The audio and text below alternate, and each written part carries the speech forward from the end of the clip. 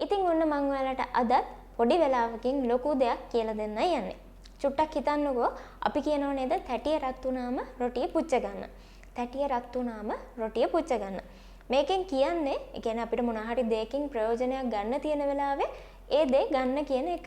ඒ කියන්නේ අපිට මොකක් හරි දෙයක ප්‍රයෝජනයක් ගන්න පුළුවන් වෙලාවේ ඒ ප්‍රයෝජනය අපි ගන්න ඕනේ. මොකද ඒක ඉක්මනට නැති වෙන්න පුළුවන්. අපිට ඕක ලස්සනට ඉංග්‍රීසි වලින් කියන්න පුළුවන්. මම ඔයාලට කියලා දෙන්නම් ඒක. ඉතින් මේ වගේම තේරුමක් තමයි ඉංග්‍රීසි වලත් තියෙන්නේ. මොකද ලංකාවේ කියන්නේ සිංහල අය දන්නවා මේකෙන් කියන්නේ මොකද්ද කියන එක. අපි කියනවනේ තැටිය රත් වුණාම රොටිය පුච්ච ගන්න. ඒකෙන් කියන දේ අනිත් අයට තේරෙනවා. ඉතින් මම කිව්ව දේත් එක්ක ඔයාලට තව ටිකක් තේරෙයි. අපිට ඕක ලස්සනට ඉංග්‍රීසි වලින් කියන්න පුළුවන්. කොහොමද ඒක කියන්නේ? Strike while the iron is hot. Strike while the iron is hot. ඒ කියන්නේ අවශ්‍ය වෙලාවේදී ඒ ප්‍රයෝජනය ගන්න කියන එක.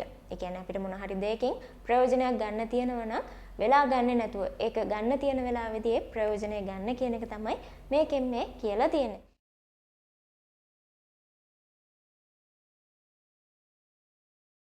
ඉතින් එහෙනම් මම හිතනවා ඔයාලට මම මේ කිව්ව පොඩි දේ ගොඩක් වැදගත් වෙයි කියලා කතා කරනකොට.